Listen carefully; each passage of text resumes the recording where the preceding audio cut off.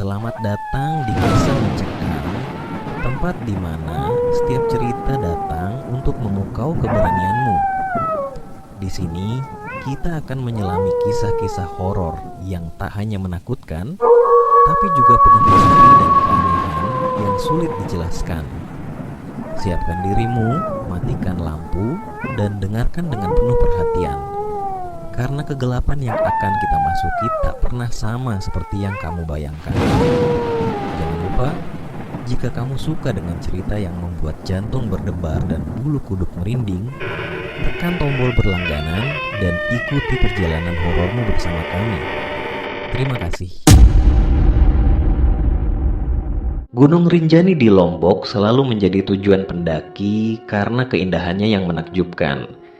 Namun, di balik pemandangan yang megah, tersembunyi kisah kelam dan misteri yang menyeramkan. Penduduk setempat percaya bahwa gunung ini dijaga oleh Ratu Jin Dewi Anjani, penunggu yang tak segan mengambil nyawa manusia yang tidak menghormatinya. Suatu ketika, sekelompok pendaki yang terdiri dari 5 orang, Raka, Dina, Faisal, Randy, dan Alia, memutuskan untuk menaklukkan puncak Rinjani. Mereka adalah pendaki berpengalaman, tetapi sikap mereka yang cenderung meremehkan cerita mistis membuat mereka tidak mematuhi adat setempat.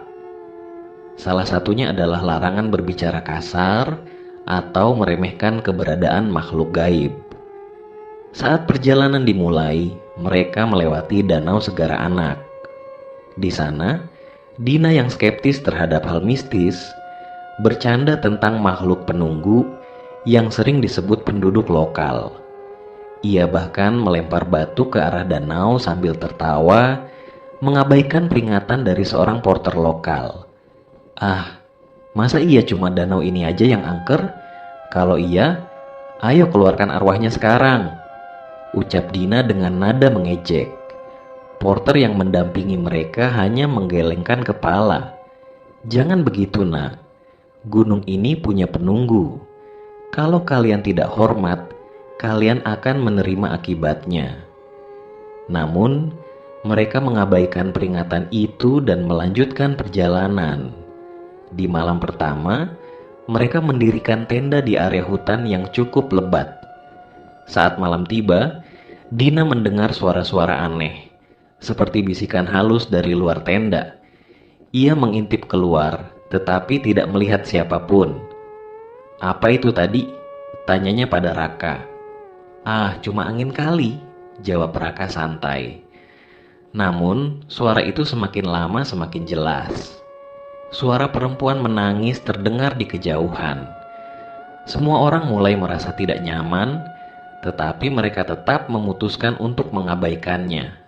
Keesokan harinya, Faisal, salah satu anggota tim, ditemukan terbaring lemah di dalam tendanya. Ia mengeluh sakit kepala hebat dan merasa tubuhnya sangat berat. "Seperti ada yang menindihku dalam semalam," katanya dengan wajah pucat. Raka memutuskan untuk melanjutkan perjalanan sambil meninggalkan Faisal di bawah pengawasan porter. Tapi keputusan itu ternyata membawa malapetaka. Ketika mereka hampir mencapai puncak, kabut tebal tiba-tiba membuat area sekitar. Randy yang berjalan di depan tiba-tiba berhenti dan menatap ke depan dengan wajah penuh ketakutan. "Ada wanita di sana," bisiknya. Dari dalam kabut muncul sosok perempuan berpakaian putih dengan rambut panjang terurai. Wajahnya tidak terlihat jelas, namun auranya sangat dingin. Dina yang pertama kali melihatnya mulai berteriak panik. Sosok itu mendekat dengan cepat dan dalam hitungan detik, Randy berlari menjauh tanpa arah, menghilang ke dalam kabut. Mereka mencoba mengejarnya, tetapi kabut semakin pekat. Teriakan Randy terdengar dari tiba-tiba, diikuti oleh suara gemuruh seperti batu longsor.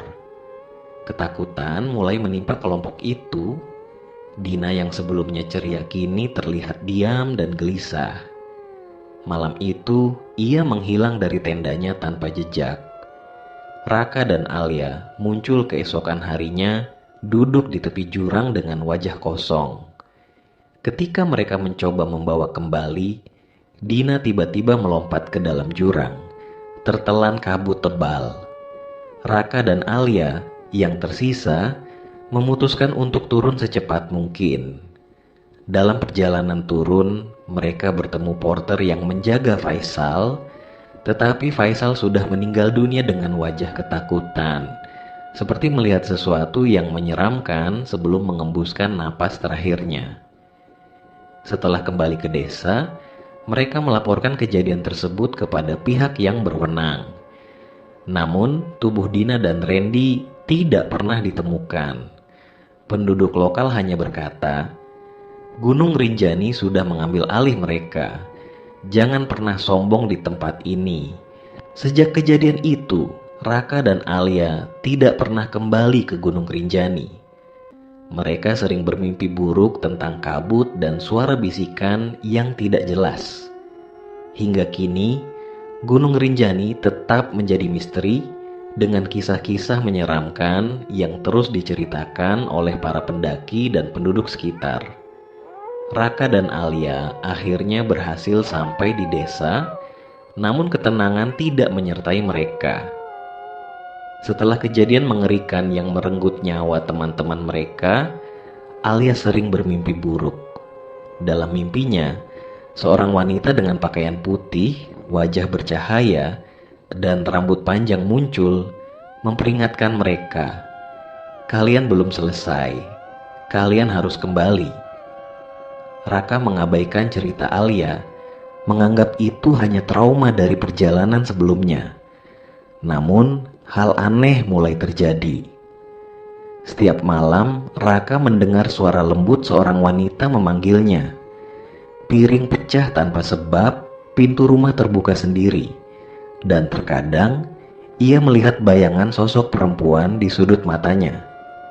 Alia meyakini bahwa mereka telah memancing murka Dewi Anjani, sosok penjaga spiritual Gunung Rinjani. "Raka, kita harus kembali ke gunung. Ada sesuatu yang belum selesai," desaknya. Setelah berminggu-minggu dihantui kejadian aneh, Raka setuju untuk kembali ke Gunung Rinjani. Kali ini, mereka tidak membawa tim besar. Hanya mereka berdua bersama seorang porter tua bernama Pak Jarot yang dikenal memiliki ilmu spiritual. Sebelum mendaki, Pak Jarot memberikan peringatan keras. Jangan melanggar adat, jangan berkata kasar, dan jangan sesekali berbicara tentang Dewi Anjani dengan nada tidak hormat. Saat mereka mulai mendaki, suasana terasa jauh lebih mencekam dibandingkan perjalanan sebelumnya. Angin dingin berembus tanpa henti, dan suara-suara aneh seperti bisikan terdengar di tengah hutan. Ketika malam tiba, Pak Jarot menyalakan dupa dan memulai doa. "Semoga perjalanan kita dilindungi," katanya. Namun, di tengah doa, Alia tiba-tiba berdiri dengan mata kosong dan berjalan menuju hutan. Raka dan Pak Jarot mengejar Alia. Ketika mereka mendarat, ia berdiri di tepi Danau Segara Anak, menatap ke dalam udara yang tenang, namun memantulkan bayangan aneh. Dari dalam danau, muncul sosok perempuan bermahkota emas dengan pakaian putih berkilauan. Wajahnya cantik namun penuh wibawa, seolah-olah tidak berasal dari dunia manusia. "Mengapa kalian kembali?" Suara sosok itu menggema, meski bibirnya tidak bergerak. Pak Jarot langsung bersujud, sementara Raka berbaring. Alia, yang masih dalam keadaan trans, mendekati sosok itu. "Kami tidak bermaksud tidak hormat," Pak Jarot berbicara dengan gemetar. "Kami hanya ingin memohon maaf atas apa yang telah terjadi." Dewi Anjani mengarahkannya ke Raka. "Teman-temanmu hilang bukan hanya karena kecerobohan mereka, tetapi juga karena ulah kalian semua yang tidak menghormati gunung ini. Nyawa mereka telah menjadi bagian dari Rinjani. Apa yang kamu tawarkan sebaliknya?" Raka bingung. "Kami hanya ingin meminta mereka dikembalikan." "Tolong beri kami kesempatan," pintanya dengan suara bergetar. Sosok Dewi Anjani tersenyum tipis, namun senyuman itu lebih terasa seperti ancaman. "Tidak ada yang kembali tanpa penebusan. Jika kau ingin nyawa teman-temanmu bebas, kau harus menyerahkan sesuatu yang sama berharganya." Raka menyadari bahwa Dewi Anjani meminta nyawanya sebagai penggantinya. Namun, sebelum dia bisa menjawab, Alia berbicara dengan suara yang bukan miliknya. "Aku bersedia." Raka mencoba menghentikan Alia, tetapi berbaring-berbaring. Alia melangkah ke dalam danau, mendekati Dewi Anjani. Ketika udara mencapai pinggangnya, Dewi Anjani mengangkat tangannya, dan tiba-tiba kabut tebal menutupi seluruh danau. Ketika kabut menghilang, Alia sudah tidak ada. Dewi Anjani berdiri di tengah danau, tersenyum ke arah Raka. "Pengorbanan telah diterima. Teman-temanmu akan bebas, tapi jangan pernah kembali ke sini. Gunung ini bukan untuk kalian." Pada saat itu, Raka pingsan. Ketika Raka terbangun, ia sudah berada di tenda bersama Pak Jarot di sebelahnya. Di pagi hari, mereka mendapati tubuh Dina dan Randy berada di tepi danau, dalam kondisi tak sadarkan diri namun hidup. Namun, Alia tidak pernah kembali. Mereka membawa Dina dan Randy turun ke desa. Kedua teman yang selamat itu menceritakan bahwa mereka merasa seperti terperangkap dalam mimpi buruk dan melihat Alia datang menyelamatkan mereka. Meski berhasil membawa kembali Dina dan Randy, Raka tidak bisa melupakan pengorbanan Alia. Setiap malam, ia bermimpi melihat Alia di tepi Danau Segara Anak, bersama sosok Dewi Anjani yang tersenyum tipis. Gunung Rinjani tetap menjadi tempat yang penuh misteri, indah namun mengerikan. Penduduk setempat selalu mengingatkan pendaki untuk menghormati gunung dan menjaga sikap selama berada di sana. Sebab, siapapun yang berani menantang kekuatan gaib di Gunung Rinjani mungkin tidak akan pernah kembali. Setelah turun dari gunung, Raka tidak pernah lagi menjadi dirinya yang dulu. Meski Dina dan Randy berhasil diselamatkan, kenangan tentang Alia dan pertemuannya dengan Dewi Anjani terus menghantuinya. Bahkan di kota, ia sering merasa berkumpul, mendengar suara bisikan yang memanggil namanya. Suatu malam, Raka bermimpi buruk yang terasa begitu nyata. Dalam mimpinya, ia berdiri di puncak Gunung Rinjani, dikelilingi kabut pekat. Di dekatnya berdiri seorang wanita yang tampak anggun namun berbahaya. Mahkotanya dihiasi batu-batu permata yang berkilauan dalam gelap, dan auranya membuat udara di sekitarnya terasa berat. "Kau melawan sudah kehendakku, manusia," suara wanita itu menggema. "Aku adalah Ratu Jin, penguasa sejati Gunung Rinjani. Pengorbanan Alia adalah awal, tetapi hutangmu belum lunas." Raka terbangun dengan keringat dingin. Ia mencoba mengabaikan mimpi itu, tetapi bisikan dan bayangan mulai muncul di sekitarnya. Bahkan di siang hari, Dina dan Randy juga mulai mengalami kejadian serupa. Setelah berminggu-minggu dihantui oleh kejadian aneh, Dina dan Randy mendatangi Raka. Mereka sepakat bahwa satu-satunya cara untuk mengakhiri mimpi buruk ini adalah dengan kembali ke Gunung Rinjani. Dengan bantuan Pak Jarot, mereka kembali menyusun rencana. Pak Jarot memperingatkan mereka, "Kalian tidak hanya berhadapan dengan Dewi Anjani. Ratu Jin adalah penguasa yang lebih tinggi. Dia tidak kenal belas kasihan. Jika kalian kembali, kalian mungkin tidak akan selamat." Namun, dengan tekad bulat, mereka memutuskan untuk mendaki lagi, berharap bisa menyelesaikan hutang mereka. Ketika mereka mencapai Danau Segara Anak, suasana terasa jauh lebih menyeramkan dari sebelumnya. Langit menjadi gelap meski masih siang. dan udara di sekitar terasa berat, seperti ada sesuatu yang mengawasi. Pak Jarot mulai menyalakan dupa dan membaca mantra untuk meminta perlindungan. Namun, sebelum ia selesai, angin kencang tiba-tiba berembus. Jaminan apinya. Dari dalam kabut, terdengar suara tawa melengking, diikuti oleh suara gemuruh seperti langkah kaki raksasa. Sebuah sosok tinggi muncul dari kabut. Wanita itu mengenakan jubah hitam panjang yang berkilauan seperti malam berbintang.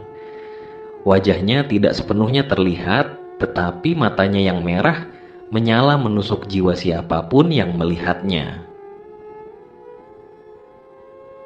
"Kalian manusia bodoh, berani menantangku lagi?" Suaranya terdengar seperti petir yang menggema di seluruh gunung. Dina dan Randy langsung tersungkur ke tanah, gemetar ketakutan. Pak Jarot berdiri dengan tubuh gemetar, berusaha melindungi mereka. "Ratu Jin, kami datang untuk menyelesaikan urusan kami. Mohon beri kami petunjuk bagaimana kami bisa menebus dosa-dosa kami." Ratu Jin tertawa dingin. "Tidak ada tebusan tanpa pengorbanan.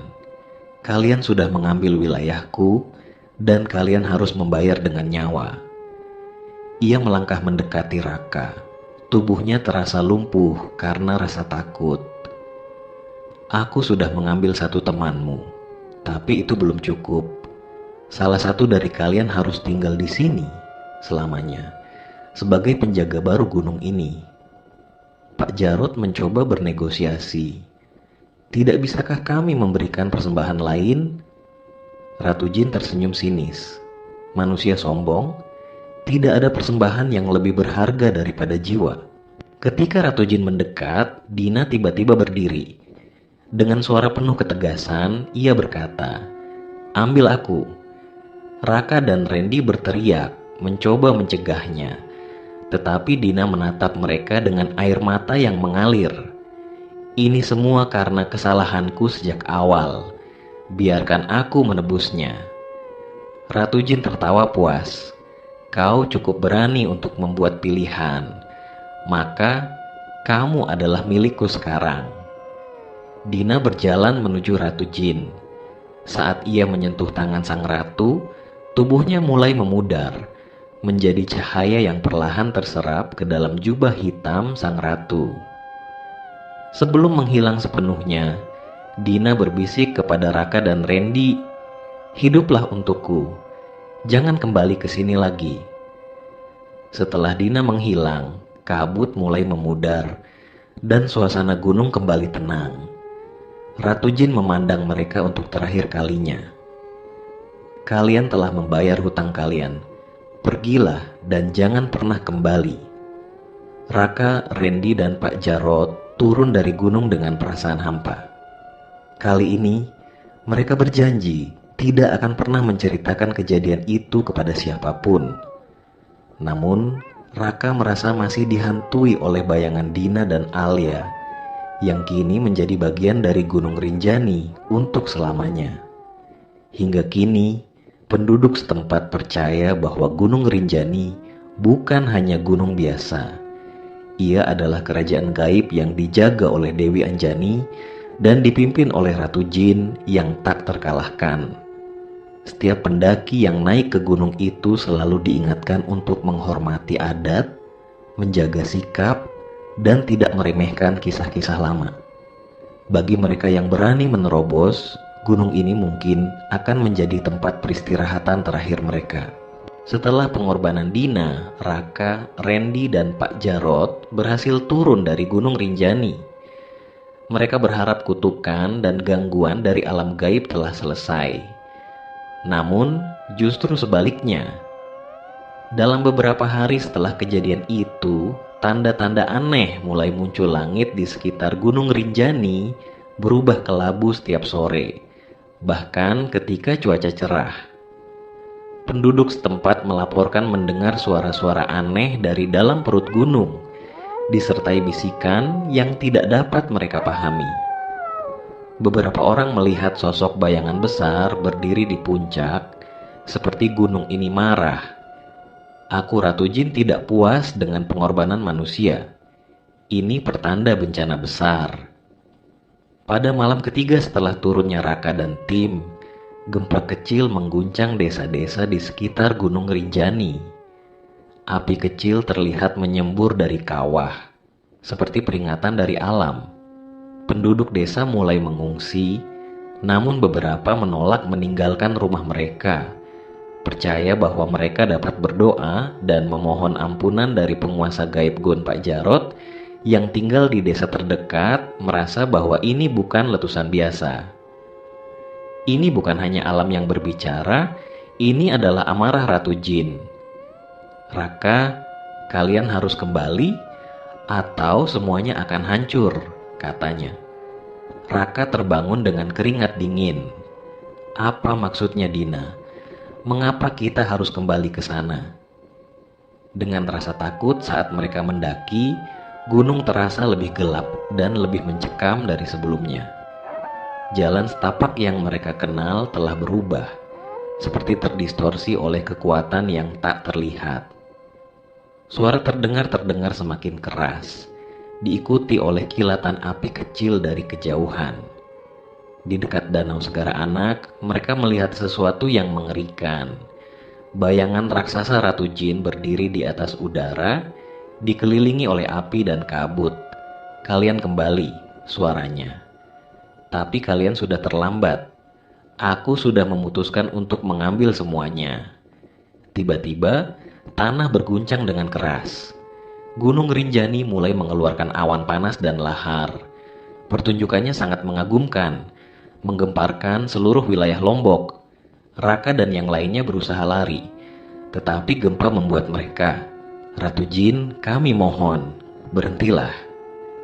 Pak Jarot berter Ratu Jin hanya tertawa dingin. Manusia bodoh, kalian tidak bisa menghentikanku.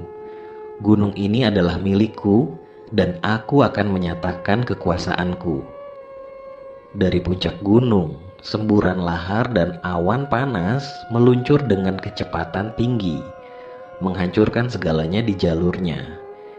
Desa-desa yang berada di lereng gunung luluh lantak. Penduduk yang tidak sempat mengungsi terbunuh dalam kobaran api atau tertimbun material vulkanik. Keesokan harinya, Faisal, salah satu anggota tim, ditemukan terbaring lemah di dalam tendanya. Ia mengeluh sakit kepala hebat dan merasa tubuhnya sangat berat. Seperti ada yang menindihku dalam semalam, katanya dengan wajah pucat. Raka memutuskan untuk melanjutkan perjalanan sambil meninggalkan Faisal di bawah pengawasan porter. Tapi keputusan itu ternyata membawa malapetaka. Ketika mereka hampir mencapai puncak, kabut tebal tiba-tiba membuat area sekitar. Randy yang berjalan di depan tiba-tiba berhenti dan menatap ke depan dengan wajah penuh ketakutan. Ada wanita di sana, bisiknya. Dari dalam kabut muncul sosok perempuan berpakaian putih dengan rambut panjang terurai. Wajahnya tidak terlihat jelas, namun auranya sangat dingin. Dina yang pertama kali melihatnya mulai berteriak panik. Sosok itu mendekat dengan cepat dan dalam hitungan detik, Randy berlari menjauh tanpa arah, menghilang ke dalam kabut. Mereka mencoba mengejarnya, tetapi kabut semakin pekat. Teriakan Randy terdengar dari tiba-tiba, diikuti oleh suara gemuruh seperti batu longsor. Ketakutan mulai menimpa kelompok itu. Dina yang sebelumnya ceria kini terlihat diam dan gelisah. Malam itu, ia menghilang dari tendanya tanpa jejak. Raka dan Alia muncul keesokan harinya, duduk di tepi jurang dengan wajah kosong. Ketika mereka mencoba membawa kembali, Dina tiba-tiba melompat ke dalam jurang, tertelan kabut tebal. Raka dan Alia yang tersisa memutuskan untuk turun secepat mungkin. Dalam perjalanan turun, mereka bertemu porter yang menjaga Faisal, tetapi Faisal sudah meninggal dunia dengan wajah ketakutan, seperti melihat sesuatu yang menyeramkan sebelum mengembuskan napas terakhirnya. Setelah kembali ke desa, mereka melaporkan kejadian tersebut kepada pihak yang berwenang. Namun, tubuh Dina dan Randy tidak pernah ditemukan. Penduduk lokal hanya berkata, Gunung Rinjani sudah mengambil alih mereka. Jangan pernah sombong di tempat ini. Sejak kejadian itu, Raka dan Alia tidak pernah kembali ke Gunung Rinjani. Mereka sering bermimpi buruk tentang kabut dan suara bisikan yang tidak jelas. Hingga kini, Gunung Rinjani tetap menjadi misteri dengan kisah-kisah menyeramkan yang terus diceritakan oleh para pendaki dan penduduk sekitar. Raka dan Alia akhirnya berhasil sampai di desa, namun ketenangan tidak menyertai mereka. Setelah kejadian mengerikan yang merenggut nyawa teman-teman mereka, Alia sering bermimpi buruk. Dalam mimpinya, seorang wanita dengan pakaian putih, wajah bercahaya, dan rambut panjang muncul, memperingatkan mereka, "Kalian belum selesai, kalian harus kembali." Raka mengabaikan cerita Alia, menganggap itu hanya trauma dari perjalanan sebelumnya. Namun, hal aneh mulai terjadi. Setiap malam, Raka mendengar suara lembut seorang wanita memanggilnya. Piring pecah tanpa sebab, pintu rumah terbuka sendiri, dan terkadang ia melihat bayangan sosok perempuan di sudut matanya. Alia meyakini bahwa mereka telah memancing murka Dewi Anjani, sosok penjaga spiritual Gunung Rinjani. "Raka, kita harus kembali ke gunung. Ada sesuatu yang belum selesai," desaknya. Setelah berminggu-minggu dihantui kejadian aneh, Raka setuju untuk kembali ke Gunung Rinjani. Kali ini, mereka tidak membawa tim besar. Hanya mereka berdua bersama seorang porter tua bernama Pak Jarot yang dikenal memiliki ilmu spiritual. Sebelum mendaki, Pak Jarot memberikan peringatan keras. Jangan melanggar adat, jangan berkata kasar, dan jangan sesekali berbicara tentang Dewi Anjani dengan nada tidak hormat. Saat mereka mulai mendaki, suasana terasa jauh lebih mencekam dibandingkan perjalanan sebelumnya. Angin dingin berembus tanpa henti, dan suara-suara aneh seperti bisikan terdengar di tengah hutan. Ketika malam tiba, Pak Jarot menyalakan dupa dan memulai doa. "Semoga perjalanan kita dilindungi," katanya. Namun, di tengah doa, Alia tiba-tiba berdiri dengan mata kosong dan berjalan menuju hutan. Raka dan Pak Jarot mengejar Alia. Ketika mereka mendarat, ia berdiri di tepi Danau Segara Anak, menatap ke dalam udara yang tenang, namun memantulkan bayangan aneh. Dari dalam danau, muncul sosok perempuan bermahkota emas dengan pakaian putih berkilauan. Wajahnya cantik namun penuh wibawa, seolah-olah tidak berasal dari dunia manusia. "Mengapa kalian kembali?" Suara sosok itu menggema, meski bibirnya tidak bergerak. Pak Jarot langsung bersujud, sementara Raka berbaring. Alia, yang masih dalam keadaan trans, mendekati sosok itu. "Kami tidak bermaksud tidak hormat," Pak Jarot berbicara dengan gemetar. "Kami hanya ingin memohon maaf atas apa yang telah terjadi." Dewi Anjani mengarahkannya ke Raka. "Teman-temanmu hilang bukan hanya karena kecerobohan mereka, tetapi juga karena ulah kalian semua yang tidak menghormati gunung ini. Nyawa mereka telah menjadi bagian dari Rinjani. Apa yang kamu tawarkan sebaliknya?" Raka bingung. "Kami hanya ingin meminta mereka dikembalikan. Tolong beri kami kesempatan," pintanya dengan suara bergetar. Sosok Dewi Anjani tersenyum tipis, namun senyuman itu lebih terasa seperti ancaman. "Tidak ada yang kembali tanpa penebusan. Jika kau ingin nyawa teman-temanmu bebas, kau harus menyerahkan sesuatu yang sama berharganya." Raka menyadari bahwa Dewi Anjani meminta nyawanya sebagai penggantinya. Namun, sebelum dia bisa menjawab, Alia berbicara dengan suara yang bukan miliknya. "Aku bersedia." Raka mencoba menghentikan Alia, tetapi berbaring-berbaring. Alia melangkah ke dalam danau, mendekati Dewi Anjani. Ketika udara mencapai pinggangnya, Dewi Anjani mengangkat tangannya, dan tiba-tiba kabut tebal menutupi seluruh danau. Ketika kabut menghilang, Alia sudah tidak ada. Dewi Anjani berdiri di tengah danau, tersenyum ke arah Raka. Pengorbanan telah diterima. Teman-temanmu akan bebas, tapi jangan pernah kembali ke sini. Gunung ini bukan untuk kalian. Pada saat itu, Raka pingsan. Ketika Raka terbangun, ia sudah berada di tenda bersama Pak Jarot di sebelahnya. Di pagi hari, mereka mendapati tubuh Dina dan Randy berada di tepi danau, dalam kondisi tak sadarkan diri namun hidup. Namun, Alia tidak pernah kembali. Mereka membawa Dina dan Randy turun ke desa. Kedua teman yang selamat itu menceritakan bahwa mereka merasa seperti terperangkap dalam mimpi buruk dan melihat Alia datang menyelamatkan mereka. Meski berhasil membawa kembali Dina dan Randy, Raka tidak bisa melupakan pengorbanan Alia. Setiap malam, ia bermimpi melihat Alia di tepi Danau Segara Anak, bersama sosok Dewi Anjani yang tersenyum tipis. Gunung Rinjani tetap menjadi tempat yang penuh misteri, indah namun mengerikan.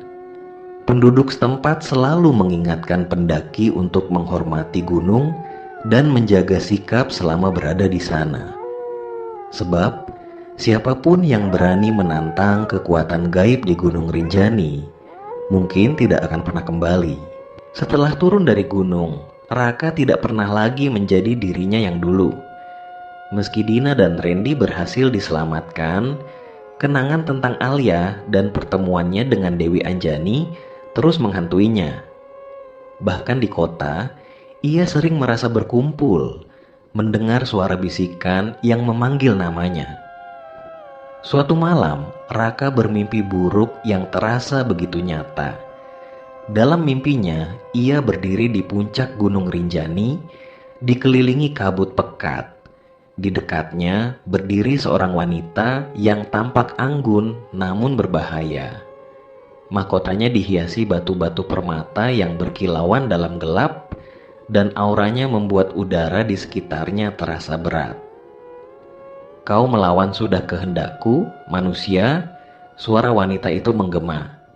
"Aku adalah Ratu Jin, penguasa sejati Gunung Rinjani. Pengorbanan Alia adalah awal, tetapi hutangmu belum lunas." Raka terbangun dengan keringat dingin. Ia mencoba mengabaikan mimpi itu, tetapi bisikan dan bayangan mulai muncul di sekitarnya. Bahkan di siang hari, Dina dan Randy juga mulai mengalami kejadian serupa. Setelah berminggu-minggu dihantui oleh kejadian aneh, Dina dan Randy mendatangi Raka.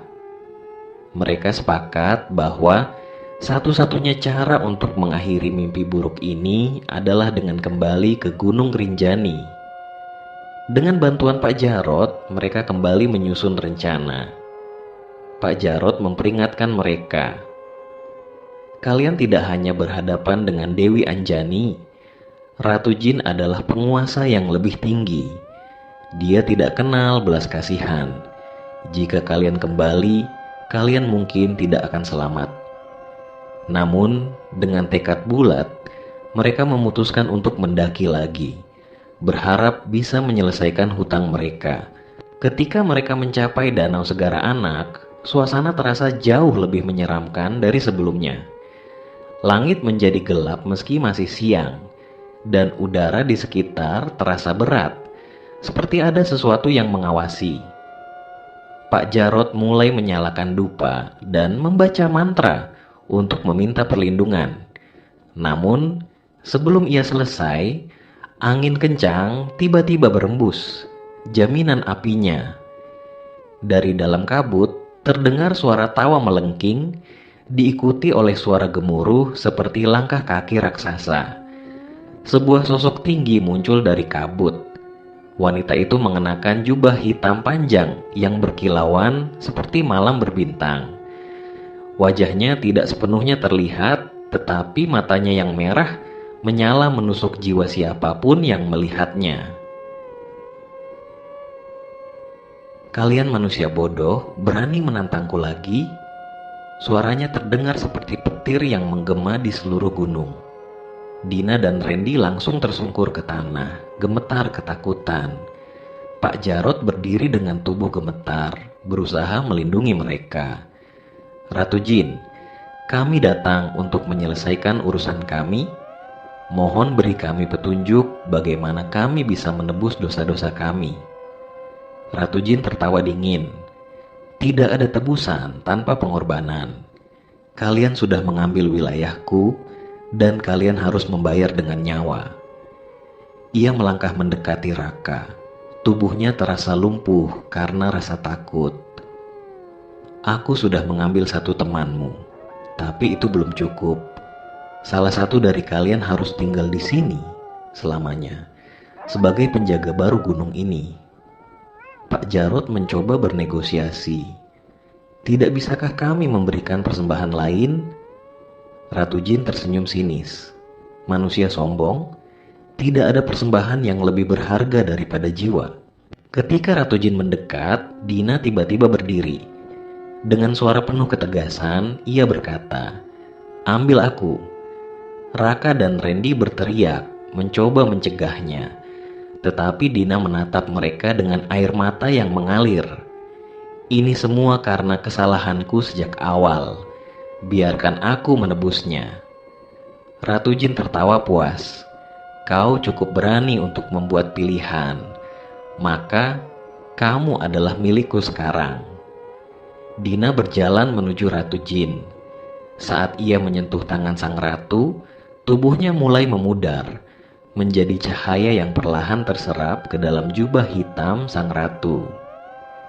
Sebelum menghilang sepenuhnya, Dina berbisik kepada Raka dan Randy, "Hiduplah untukku, jangan kembali ke sini lagi." Setelah Dina menghilang, kabut mulai memudar dan suasana gunung kembali tenang. Ratu Jin memandang mereka untuk terakhir kalinya. "Kalian telah membayar hutang kalian. Pergilah dan jangan pernah kembali." Raka, Randy, dan Pak Jarot turun dari gunung dengan perasaan hampa. Kali ini, mereka berjanji tidak akan pernah menceritakan kejadian itu kepada siapapun. Namun, Raka merasa masih dihantui oleh bayangan Dina dan Alia, yang kini menjadi bagian dari Gunung Rinjani untuk selamanya.